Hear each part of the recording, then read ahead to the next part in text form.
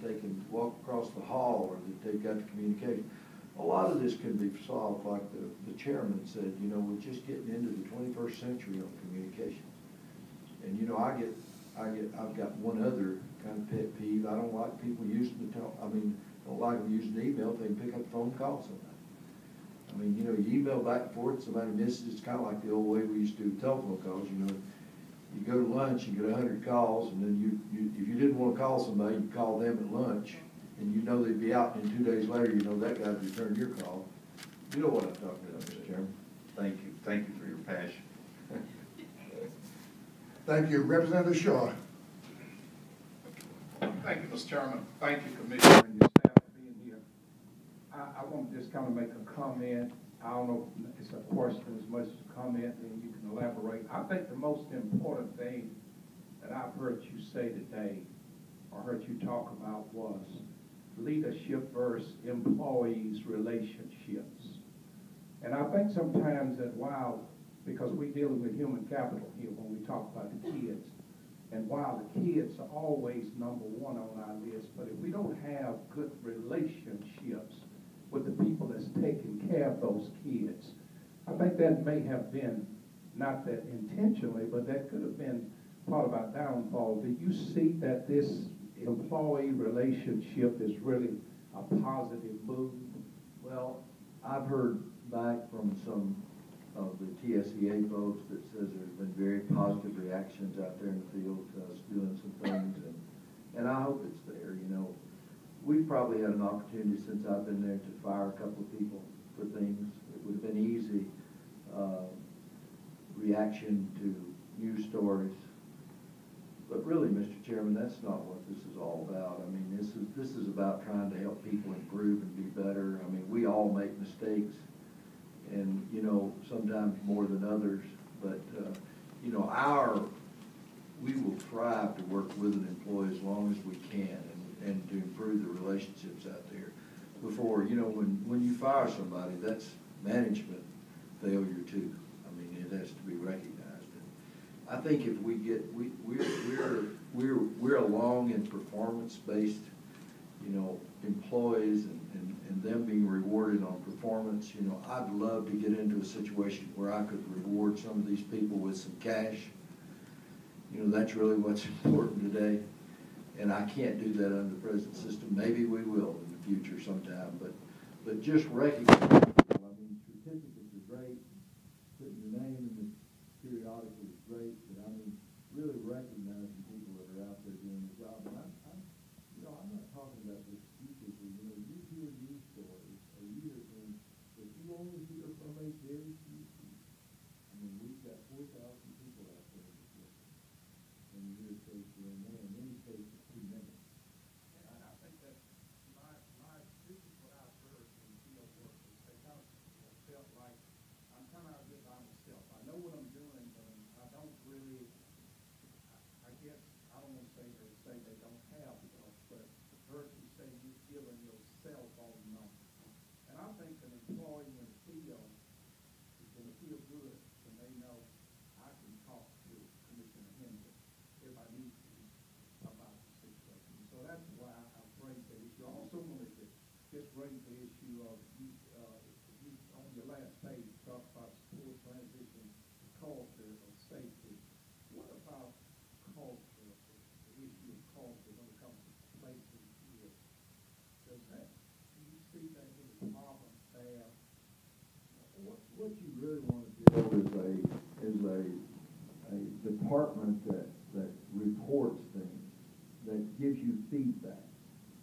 And the problem is when you are too punitive and you jerk people up and you fire them or you suspend them or you know, you'll get no reporting and then you don't learn anything.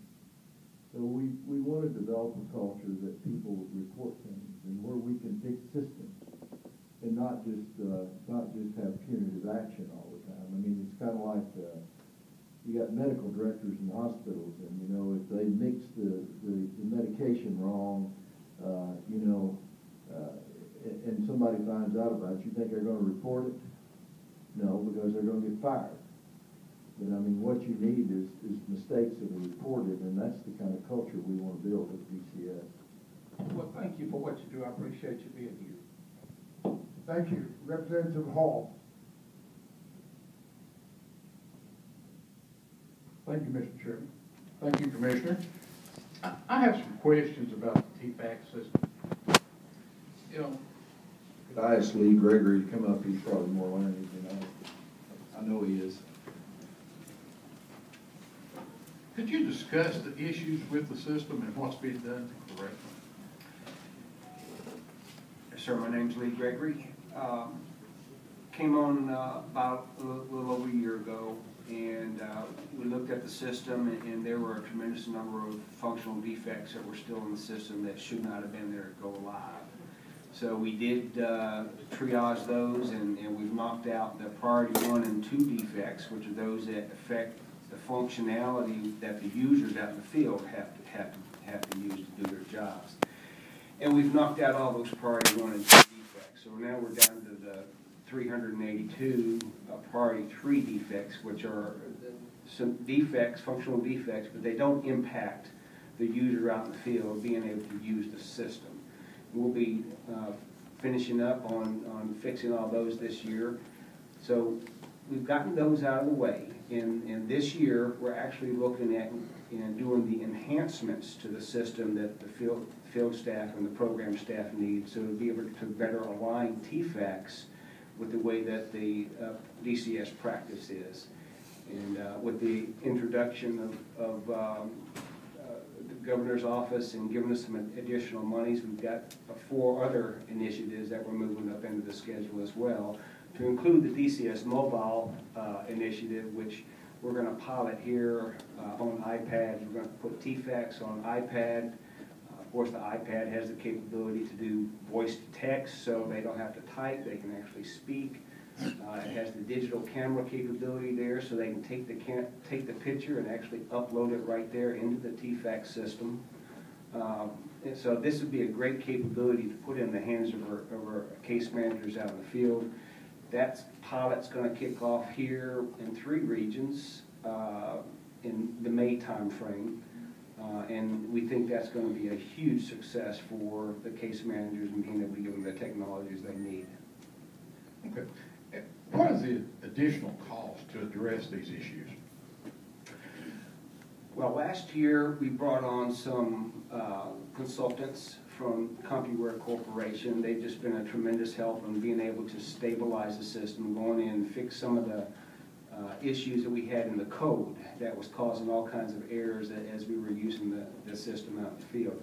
Those have been addressed, those have been fixed. The system is stable, it's reliable now.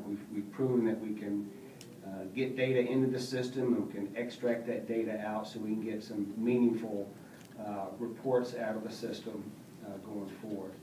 The total cost, I believe, for the CompuWare contract at this point is a little over $1 million, so they've been a fantastic investment for us over the past year.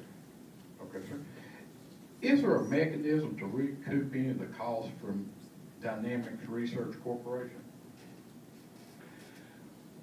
The results from that we have done on taking a look at the assessment of TFACs and the functionality that wasn't there, not only in the TFACs system itself, but also in the data warehouse, which is part of the problem is, the data warehouse was not functional. We couldn't get the reports out of it that we needed. So those have been addressed with the Attorney General's office, so at some point they may have the opportunity to go and recoup some of those funds.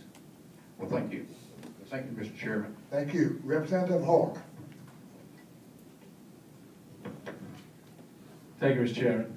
Commissioner, thank you very much for being here. You can tell that you and your team have a heart for service, working with 2 of the most fragile populations between DIDD and DCS, so thank you as always. The Child Program Outcome Review Team, CPORT, it was alluded to somewhat earlier in the prior presentation from Commission on Youth. We took that out of the budget last year. I had a budget amendment to try to keep it in. How are those services being provided now, and how are we reviewing the outcomes. Could you please address that? Yeah, could I have Doug Swisher address it? Certainly. Representative, our QSR staff, along with